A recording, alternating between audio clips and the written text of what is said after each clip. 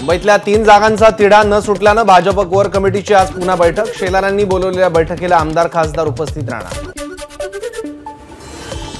सांगलीचा तिढा संपलेला आहे। सांगली काँग्रेसकडे आहे। आमचे उमेदवार विशाल पाटील आहेत। बाकी विषय चर्चेत सोडू। नाना पटोलेंची सांगली जागेबाबत प्रतिक्रिया।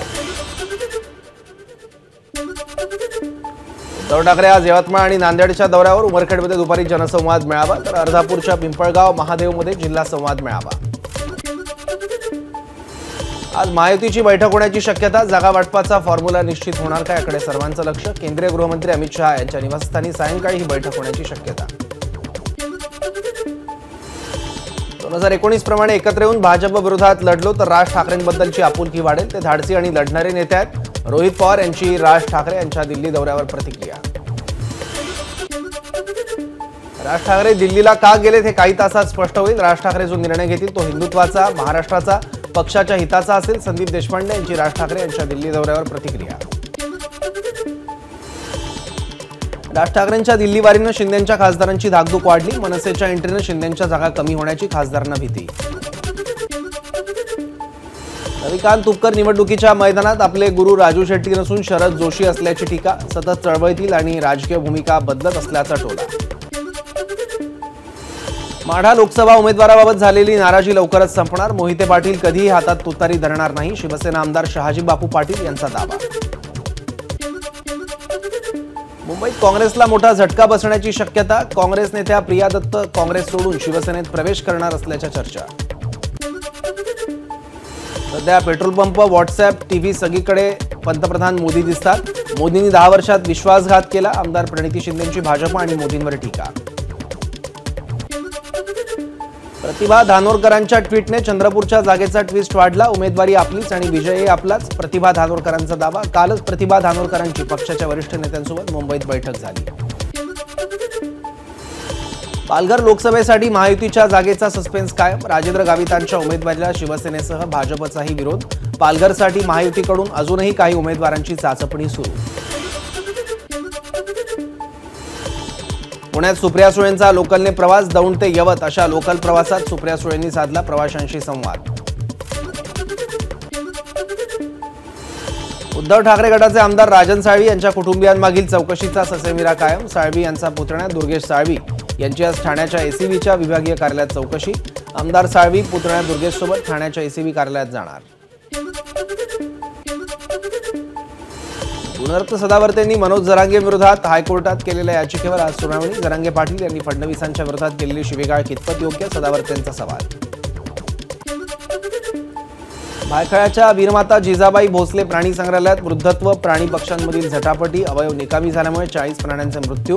मृत प्राण्यांमध्ये ठिपके असलेले हरिण, मकाऊ, पोपट, कासवाचा समावेश। केंद्रीय प्राणी संग्रहालय प्राधिकरणाचा अहवाल।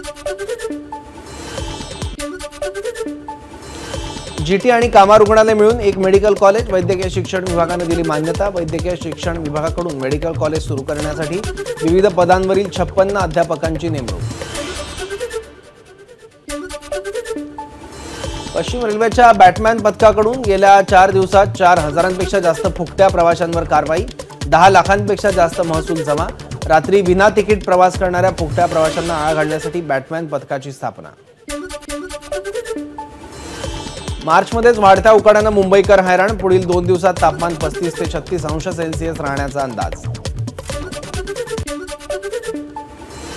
आधीच मुंबईत महिनाभरासाठी 5% पाणी कपात लागू केलेली असताना आज एका दिवसासाठी 15% पाणी कपात। पिसे इथल्या जलाशयात बिघाड झाल्यानं आज संपूर्ण मुंबई महानगरात पाणी कपात।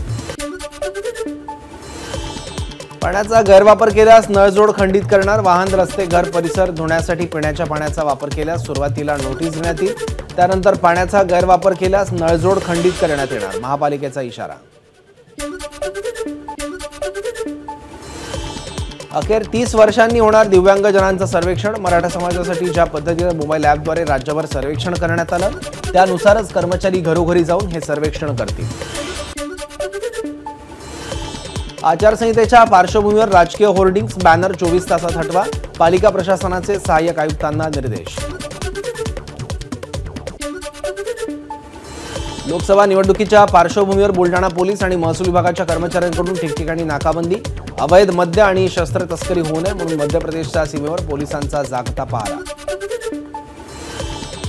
वाढत्या उन्हाचा परिणाम टरबूज उत्पादनावर होऊ नये म्हणून टरबूजावर मक्याचा भुसा असलेलं आच्छादन. नाशिकच्या ग्रामीण भागात शेतकऱ्यांकडून मक्याच्या भुसाचं आच्छादन टाकायला सुरुवात. नाशिकच्या मनमाडमध्ये हरभरा काढणीसाठी शेतकऱ्यांची लगबग सुरू. मात्र वातावरण बदलामुळे यंदा हरभरा उत्पादनात घट होण्याची शक्यता.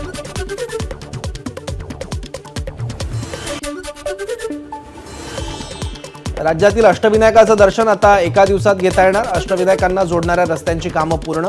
यापूर्वी अष्टविनायक गणेशांच्या दर्शनासाठी 48 तास लागायचे. डोंबिवलीच्या यंदाच्या नववर्ष स्वागत यात्रेत रामराज्याचा जयघोष. ज्येष्ठ विधिज्ञ ॲडव्होकेट उज्ज्वल निकम प्रमुख पाहुणे म्हणून निमंत्रित. नववर्ष स्वागत यात्रेचे यंदा 26वे वर्ष. गडचिरोलीच्या रेपनपल्ली भागात C60 जवान आणि नक्षलवाद्यांमध्ये चकमकीत 4 नक्षलवाद्यांचा खात्मा करण्यात यश.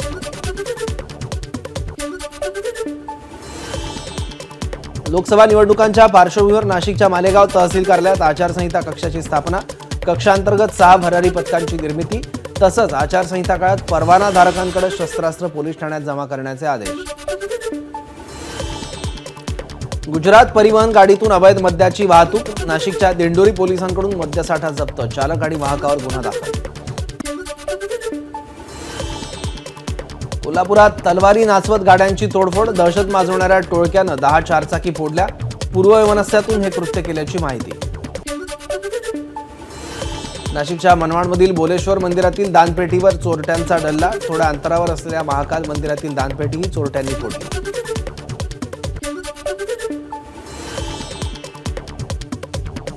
टायर फुटल्यानं ऑटोचा अपघात. 12 मजूर जखमी. भंडारा जिल्ह्यातील सोनी सावंगी परिसरातली घटना. जखमी मजुरांवर वडसा इथल्या शासकीय रुग्णालयात उपचार सुरू. एबीपी माझा, उघडा डोळे बघा नीट.